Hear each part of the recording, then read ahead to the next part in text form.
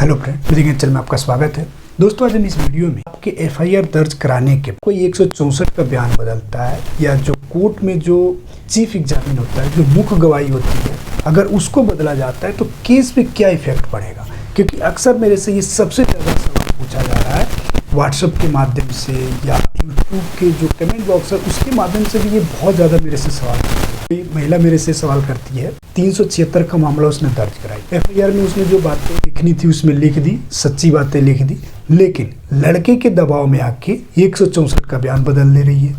या लड़के के कहने के बाद चीफ एग्जामिन होता है, जो चार्जशीट फाइल होने के बाद जो उसकी गवाही होती है उसमें अपना गवाही बदल देती है। तो ऐसे केस में क्या इफेक्ट पड़ता है और ऐसे केस में बाद में क्या हो सकता है, इसके बारे में अक्सर मेरे से सवाल पूछा जाता है। तो इन सारी बातों को बहुत ही डिटेल में और बहुत ही आसानी से समझने वाले हैं। तो दोस्तों, आप लोग जुड़े रहिएगा और इस वीडियो को अंत तक जरूर सुनिएगा। दोस्तों, वीडियो पसंद है तो लाइक करना, कमेंट करना और अपने दोस्तों में इस वीडियो को शेयर करना। बात करें दोस्तों, तो अगर कोई भी मामला जो दर्ज होता है तो उसमें दो तरीके की फर्स्ट गवाही होती है। पुलिस या तो 161 के अकॉर्डिंग बयान दर्ज कर लेती है और दूसरा गवाही होता है 164 के अकॉर्डिंग, जो मजिस्ट्रेट के पास होता है। 161 का बयान जो है पुलिस किसी से भी ले लेती है जो कि उसको लगता है कि ये इस केस से जुड़ा हुआ कुछ बातें जानता है, तो वो उससे वो बातें पूछ के अपना विटनेस बना लेती है। लेकिन जो पीड़ित व्यक्ति होता है, जो मुख्य गवाह होता है, लगता है कि इसकी बातें इस केस के लिए बहुत इंपॉर्टेंट हो सकती, तो वो फिर मजिस्ट्रेट के पास ले जाता है। मैं आपको यहाँ पे बता दूं कि 161 का जो बयान है वो कोर्ट में मान नहीं होता, इसलिए पुलिस के पास जो 161 का बयान होता है तो पुलिस चाहती है कि जो बातें हमें बताया जा रहा है, ये बातें अगर मैंने लिख भी लिया, इसको नोट भी कर लिया, तो ये मान नहीं होगा। लेकिन इस केस का बहुत ही इम्पॉर्टेंट बातें हैं जो कि इस केस में रिलेवेंट है। तो पुलिस वहाँ पे क्या करती है कि 164 के अकॉर्डिंग मजिस्ट्रेट के समक्ष उस व्यक्ति को पेश करती है और उसकी जो स्टेटमेंट जो होती है उस मजिस्ट्रेट के सामने उसको दर्ज कराती है।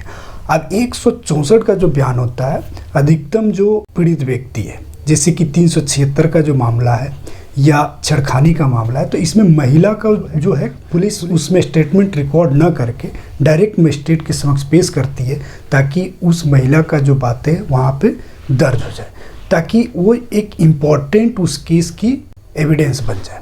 अब आपको यहाँ पे एक बहुत ही बातें महत्वपूर्ण समझ में आ गई होगी। स्टेटमेंट जो मजिस्ट्रेट के सामने जो रिकॉर्ड हो रहा है ये बहुत ही इम्पोर्टेंट है। इसकी इम्पोर्टेंसी आपको इसी से समझ में आ रही है कि पुलिस अपने पास उस मामले को दर्ज नहीं कर रही है, आपको मजिस्ट्रेट के सामने दर्ज करवा दे रही है ताकि आपके केस में एक लीडिंग एविडेंस मिल जाए। तो अक्सर क्या लोग करते हैं कि एफआईआर दर्ज होने के बाद 164 के बयान में कुछ कंट्राडिक्ट कर देते हैं। तो मेरा कहना है, पुरानी वीडियो में भी बार बार मैं कहता हूँ कि जो बातें आप एफआईआर में लिख रहे हैं वही बातें 164 के बयान में होनी चाहिए। थोड़ा सा भी अगर कंट्राडिक्ट होगा तो ये एक्यूज को फ़ायदा हो जाता है। अक्सर बहुत सारे केसों में मेरे पास ऐसा केस भी आता है, सुनता भी हूँ, व्हाट्सएप में भी ये सवाल पूछा जाता है कि सर हमने एफआईआर तो दर्ज करा दिया, लेकिन लड़के ने हमसे कांटेक्ट करके 376 का कोई मामला दर्ज हो जाता है और उसमें लड़का कांटेक्ट करके कि तुम अपना बयान बदल दो, मैं तुमसे शादी कर लूँगा, इस तरीके की प्रलोभन देके 164 का बयान बदलवा लेता है। और पीड़ित जो होती हैं, जो महिलाएं होती हैं, वो अपना बयान को बदल देती हैं और उसके बाद वो लड़का उनसे शादी नहीं करता, उनसे संपर्क नहीं करता। तो ऐसी महिलाएं फिर संपर्क हमसे करती हैं और बोलती हैं कि सर इस केस को क्या करें।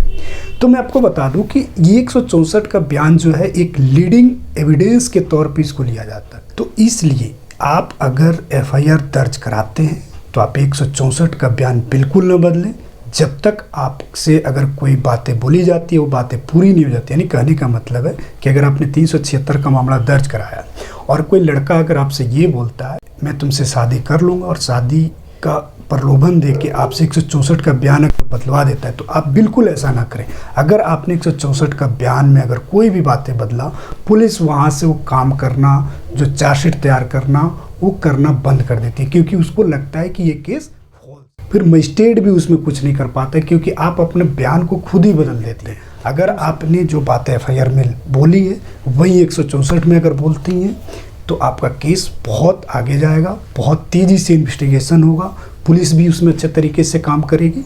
तो इसलिए मेरा बार बार एक कहना होता है कि 164 का बयान और जो एफआईआर जो दर्ज होता है दोनों मिला जुला होना चाहिए। इसके बाद भी अक्सर जब एफआईआर दर्ज हो जाता है और 164 का जब बयान हो जाता है, तो जब चार्जशीट फाइल होने के बाद भी जो चीफ एग्जामिन जो होता है, क्रॉस एग्जामिन होता है जो पीड़ित व्यक्ति का, उसमें भी पीड़िता अपनी बयान को बदल देती है इसी प्रलोभन में आके, और बाद में वो फिर फंस जाती है। ताकि अब सोचिए कि आपने एफआईआर दर्ज कराया, ये 164 का बयान हुआ, चार्जशीट फाइल हो गया, चीफ एग्जामिन जो हो रहा, मुख्य जो गवाही चल रही है, क्रॉस होगा इसके बाद, अगर वहाँ पे इतने अच्छे स्टेज में अगर अपनी बयान को अगर आप लोग बदलते हैं तो वो केस वही का वही खराब हो जाता है। मेरे पास एक बहुत ही इम्पोर्टेंट एक केस आया था, ऐसे ही मेरे से व्हाट्सएप के द्वारा पूछा गया था मेरा वीडियो देख के। एक महिला के साथ ऐसे ही रेप केस था। उस महिला के द्वारा जब पुलिस में मामला दर्ज कराया गया, एफआईआर हुआ, 164 का बयान हुआ, और उसमें जो एविडेंस जो मिला कोर्ट में, जो पुलिस के द्वारा जो एविडेंस दिया गया,